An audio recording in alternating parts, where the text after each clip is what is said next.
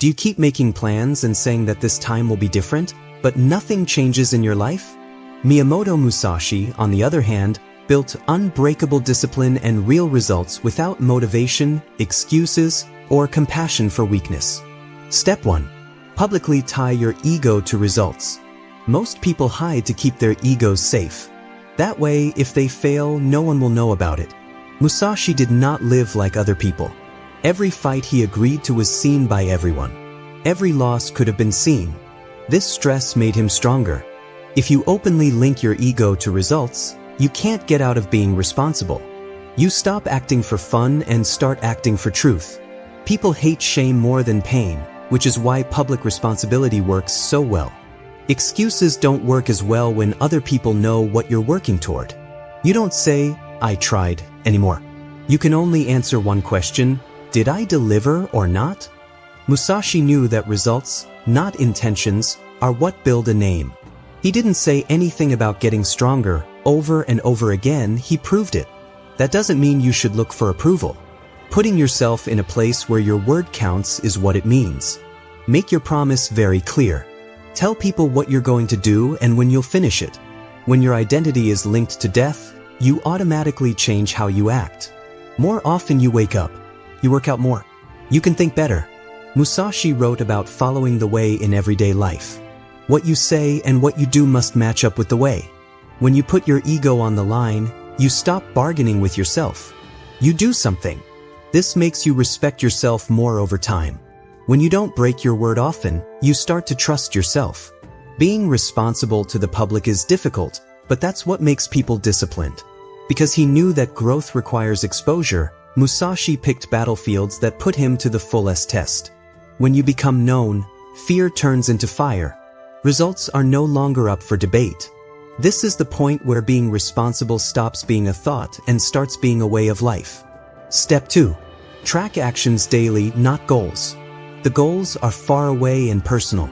Actions happen right away and can be measured. Musashi didn't think about being unbeatable every morning. He worked hard on his training, planning, timing, and accuracy. He knew that daily repetitions, not far-off ideas, are what lead to mastery. You live in the future when you keep track of your goals. To live in reality, you have to keep track of what you do. To be responsible, you need to know exactly what you did today. Not what you had planned or how you felt, but what you did. This gets rid of lying to yourself. You can't fight with something that is written down about what you did. Tracking your daily actions makes you more aware. It starts to make sense. That's where you are lazy, where you try to escape pain, and where you waste time. Musashi thought you should see things as they are, not how you want them to be. This idea is directly relevant here. The numbers are true. Checklists are not pretty. Ask easy things every day. Did I work out? Did I learn? Did I do the thing I told myself I would do? Little actions add up to big effects over time. Musashi's strength wasn't a sudden gift. It came from years of hard work. Tracking activities also gets rid of emotional ties. Systems take the place of drive as the main thing you depend on. You can still do simple things even on bad days. Behaving in this way builds trust. You don't hope for results anymore, you expect them because you worked hard for them. Being trained is the way, as Musashi taught. When you respect daily action, you do what you need to do no matter what. Now this is real responsibility. It's very loud, very boring, and very strong. Step 3. Remove excuses before they appear. Excuses are easy to guess. They show up when you're tired, busy, scared, or not at ease. Musashi didn't get ready for battle until it was already time. He worked out like every second was important. This made it impossible for reasons to grow. Getting rid of excuses means planning your life so that failing is hard. Get your surroundings ready ahead of time. Choose what to do before your feelings get in the way. Musashi planned his battles, learned about his opponents, and got rid of things that weren't required. He thought that the winner was already known before the sword was pulled. Chaos is where most reasons come from. When your goals and schedule aren't clear, your mind looks for ways to get away. Being clear kills excuses. Before you do something, make a plan for when, how, and what you will do. Musashi told people not to make things too complicated. Discipline is strengthened by simplicity. Excuses don't make sense if your plan is easy. You don't need to say, "I didn't have time," anymore because you know what's most important to you. In this step, you need to be honest. Say where you fail most of the time. Figure out the ways you avoid things. Then take away their power by getting ready. It's not about having strong will. It has to do with smarts. In order to master others, Musashi first had to master himself. When you stop making excuses, you have to be responsible. You stop fighting with yourself and move forward with strength and clarity. Step 4. Punish broken promises immediately. Every word you break makes you less of a person. It was clear to Musashi that rules had to be followed. When mistakes were made in war, reality punished them right away. You have to make things happen in order for them to happen in life. The mind is trained by immediate effects. Should you break a promise and nothing happen, your brain will learn that what you say doesn't matter. But people quickly change their ways when failure costs them something. It's not cruel to punish someone. It means to fix something. Figure out what will happen that will hurt enough to be remembered and still make you stronger. More training, losing rights, and being uncomfortable. Musashi worked out more after making a mistake. He didn't feel bad about himself. Reward that is put off loses its power. Act right away. In turn, this makes people value your own standards. You don't break promises as often now that you know what will happen if you do. Musashi thought that the way of punishment was fair but harsh.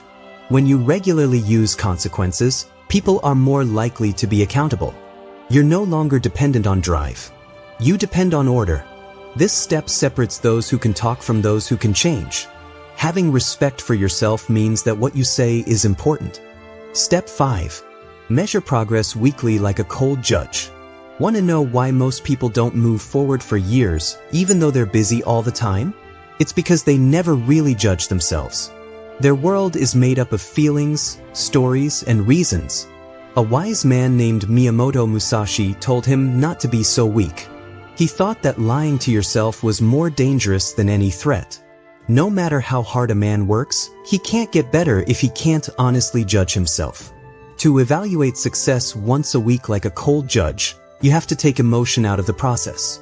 It doesn't matter how hard you tried to the judge. Judges don't take reasons into account. A judge only looks at what the facts say. During his training, Musashi lived by this rule. He thought about everything in an incredibly honest way after every duel, practice session, and meeting. What did the trick? What did not work? What needs to be fixed? That wasn't a sign of pride or shame to tell the truth. You need to take a break from your normal routine once a week and look at yourself from afar. Think about what you're doing as if it were someone else's. Did you keep your word? How hard did you train, or did you train in comfort? In what ways did you improve? Did you keep making the same mistakes? This review every week is not a penalty. It's about being clear. Musashi taught that being clear makes the sword sharper. It's necessary for work to be useful. You can also avoid mood swings by measuring yourself once a week. You feel like you can't be stopped some days and useless other days. Both feelings are false. Reality can only be seen through regular study. You stop being crushed by small fails and overestimating small wins when you measure once a week.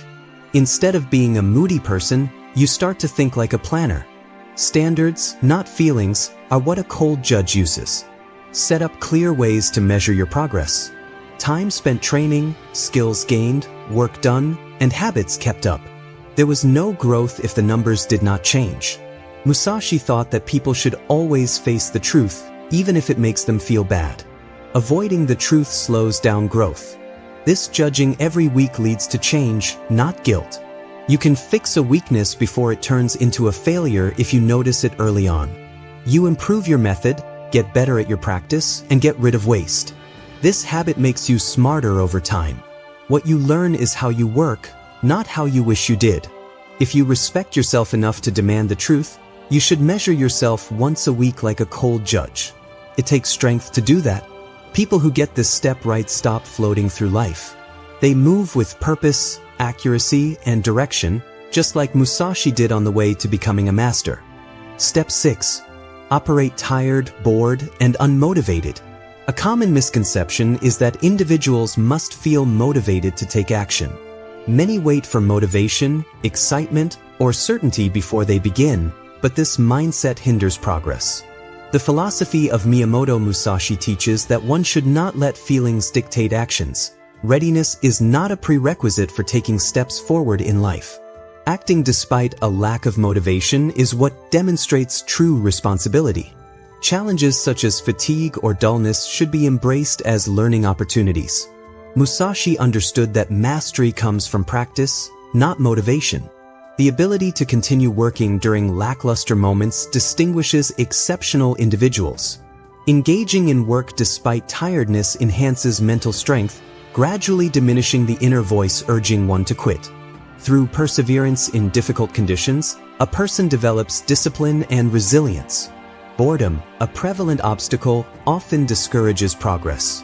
Many lose interest when progress seems slow or imperceptible. Musashi advocated for patience and steadfastness, advising that continuous practice, even when results are not immediately visible, strengthens commitment and fosters relentless growth. Moreover, taking initiative without needing external motivation fosters self-trust, as individuals learn not to let mood swings dictate their productivity. This reliability leads to a calm confidence, ensuring consistent effort regardless of emotional state. Musashi's strength stemmed not from emotional volatility but from emotional steadiness. He acted because it was necessary, therefore, distractions and feelings became mere background noise. In this paradigm, discipline supersedes motivation as the true engine of achievement, culminating in meaningful results when one steadfastly navigates challenges. Step 7.